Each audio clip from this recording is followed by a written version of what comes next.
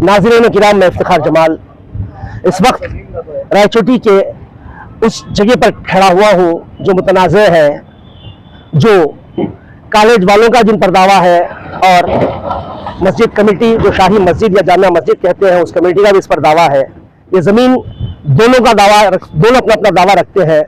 इसके लिए हमें बहुत पुरानी तारीख में जाना पड़ेगा कि सन 1933 के अंदर जो गज़िट निकली थी उसके अंदर इस गज़िट में बाकायदा इसका जिक्र था कि तमाम की तमाम ज़मीन सर्वे नंबर 94 की वो पूरी की पूरी मस्जिद कमेटी की थी। लेकिन उसके बाद 1953 में भी शायद ये ज़मीन नहीं की थी। 53 के बाद से यहाँ कॉलेजेस कायम करने के लिए एक बड़ा मैदान था, तो हुकूमत ने कोशिश की कि यहाँ कॉलेजेस कायम हो और यहाँ हाई स्कूल बने। तो उस वक्त उन लोगों ने ज़मीन लेने की कोशिश की तो मस्जिद कमेटी वालों ने इनकार कर दिया कि हम मस्जिद जगह नहीं देंगे। तो हुकूमत के कुछ नुमाइंदों ने उसकी कीमत तय की।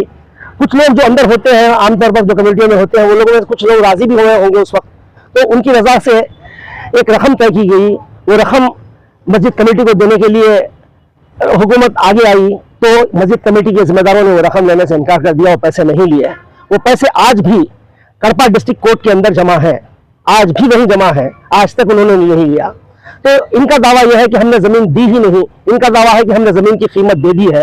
ये दो मसले कोर्ट में बहुत सालों से चल रहे हैं। अब यहाँ आप सोचेंगे कि हुकूमत जब जगह लेती है और औकाफ की जगह है तो मसला क्या था? मसला यह इकोनॉमिकल था। यहाँ मस्जिद कमेटी चाह रही थी कि बहुत बड़ी कॉम्प्लेक्स बने, यहाँ बहुत बड़े इंस्टीट्यूशंस बने और ये इकोनॉमिकली बहुत डेवलप्ड हो, जिससे मुसलमानों की फलाह हो सकती थी। लेकिन हुआ ये कि यहाँ ऐसा नहीं होने दिया गया। इस मसले को बिल्कुल ही मजहबी रंग दे दिया गया, हिंदू मुस्लिम का रंग देने की कोशिश की गई यहाँ। हालांकि ऐसा कुछ नहीं था, ये सिर्फ और सिर्फ इकोनॉमिकल मसला था, माशी मसला था। क्योंकि मार्केट में जितने लोगों की दुकानें थी उन लोगों को खौफ था जो तन गलियों में हैं दुकानें, वो मार्केट अगर यहाँ बन जाए, यहाँ कॉम्प्लेक्सेस बन जाए, यहाँ बिजनेस कम्युनिटी आ जाए तो शायद नुकसान हो जाए उन लोगों का। ये सोचकर वो लोग मुतवातिर केस करते रहे और लोगों को करते रहे। और इस दरमियान सियासत भी अपना खेल खेलती रही कि एक पार्टी कहती है कि हम आपको जमीन दिला देंगे, आप हमारा साथ दीजिए, वोट ले लेती है। वोट लेने के बाद वो मुकर जाती है तो अपोजिशन में जो पार्टी होती है वो कहती है कि हम दिलाएंगे, आप हमारे को वोट दीजिए, दूसरी बार उनको जिताते हैं। यहाँ एक बात बताना जरूरी है कि पूरे आंध्र प्रदेश में वाहिद एक ऐसी कॉन्स्टिट्यूंसी है जिसमें 49% मुस्लिम आबादी है।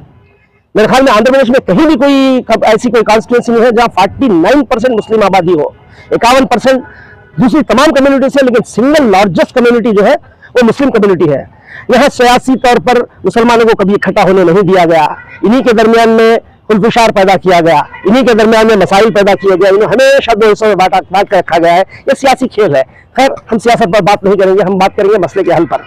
2018 में ये कोशिश हुई, डॉक्टर हुसैनी साहब जो उस वक्त मस्जिद कमेटी के प्रेसिडेंट थे, उन्होंने एक रिप्रेजेंटेशन तैयार किया और वो चंद्रबाबू साहब तक पहुंच गए थे। चंद्रबाबू साहब ने इस मसले को हल करने के लिए उस वक्त के इंचार्ज रमेश रेड्डी साहब भी आगे आए, उन्होंने भी बहुत कोशिश की। उसके बाद कड़पा डिस्ट्रिक्ट के जो उस वक्त के टीडीपी प्रेसिडेंट थे श्रीनिवास रेड्डी वासु सर, उन्होंने भी बहुत कोशिश की। तमाम की कोशिशों से चंद्रबाबू साहब से जब मुलाकात हुई तो उन्होंने कहा कि इस मसले को कोई बेहतर हल निकालने के लिए मैं एक जिम्मेदार आदमी को ठहराता हूं, आप तमाम को उस जिम्मेदार आदमी की बात माननी होगी। और वो जिम्मेदार थे उस वक्त के मिनिस्टर सोमिरेड्डी चंद्रशेखर रेड्डी साहब। सोमिरेड्डी चंद्रशेखर रेड्डी साहब ने इसका हल निकालने के लिए शरीफ साहब को भी इस्तेमाल किया। तो उस वक्त एक वाकया मैं आपको बताता चलो, सीएमओ में मैं खुद था। रमेश रेड्डी साहब से जब मैंने इस मौजूद पर मेरी बहस हो गई थी कि उन्होंने कहा कि इस मसले का मैं हल उसी वक्त करूंगा जब डॉक्टर हुसैनी मस्जिद कमेटी से रिजाइन कर देंगे। तो मैंने वहीं से उनको फोन किया कि डॉक्टर साहब ऐसा मसला है, मस्जिद का मसला हल होगा, क्या आप मिल्लत के लिए या जगह के लिए रिजाइन करने के लिए तैयार हैं? तो डॉक्टर साहब ने एक लम्हे की ताखिर किए बगैर कहा कि अल्हम्दुलिल्लाह, अगर मसला हल होता है तो मैं फौरी इस्तीफा देने के लिए तैयार हूँ, इफ्तिखार बोले। और वो दिन था, उसके एक दो दिन में उन्होंने रिजाइन भी कर दिया और बाकायदा मसले का हल रमेश रेड्डी साहब ने बहुत खूबसूरती से निकाला इसका कि आधी जमीन जो है वो कॉलेज को दे दी जाए और आधी जमीन जो खाली है वो मस्जिद कमेटी को दे दी जाए। हुकूमत भी इस पर राजी हो गई, लेकिन फिर रमेश रेड्डी साहब ने कहा कि अगर मैं एक ही हिस्से का देता हूं तो नुकसान होगा आप लोगों का। ऐसा करते हैं कि 40 फीट का एक रोड बीच में डालते हैं, जिनसे दोनों की वैल्यू बढ़ेगी, दोनों तरफों की वैल्यू बढ़ेगी, उससे दोनों की मार्केट वैल्यू बढ़ेगी और दोनों के लिए ज्यादा फायदेमंद होगा। एक अच्छा हल था। तो उस हिसाब से 4 एकड़ जमीन मस्जिद कमेटी को गई, 4 एकड़ वहां गई, बीच का जो हिस्सा था वो दोनों के हिस्से में गया। एक अच्छी कोशिश थी, लेकिन सियासत वहां भी खेल खेल गई।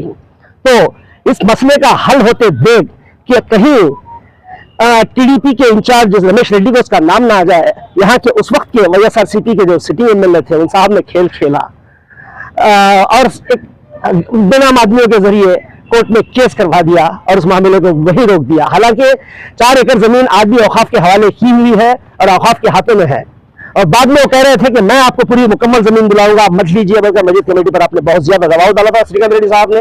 लेकिन देखने में यह आया कि बाद में जब वो बने तो उन्होंने उसका हल नहीं निकाला। इस बार फिर हुकूमत आई हुई है तेलुगुदेशम की, जो कहीं ना कहीं किसी न किसी हद तक हमेशा माइनॉरिटीज या मुसलमानों की फलाह के लिए काम करती आ रही है। देखना यह है कि इस वक्त के जो तेलुगुदेशम के एमएलए बने हैं राम प्रसाद रेड्डी साहब, वो भी कहीं ना कहीं मुसलमानों के प्रति एक नम्र रवैया रखते हैं और वो भी चाहते हैं कि मसले का हल हो। और चंद्रबाबू साहब भी हाकिम है इस वक्त, और वासु साहब जो जयदेव रेड्डी साहब थे जो वो भी डिस्ट्रिक्ट के प्रेसिडेंट हैं। अब तक ये जो तमाम लोग शामिल थे उसमें इस वक्त फिर हुकूमत में आए हुए हैं।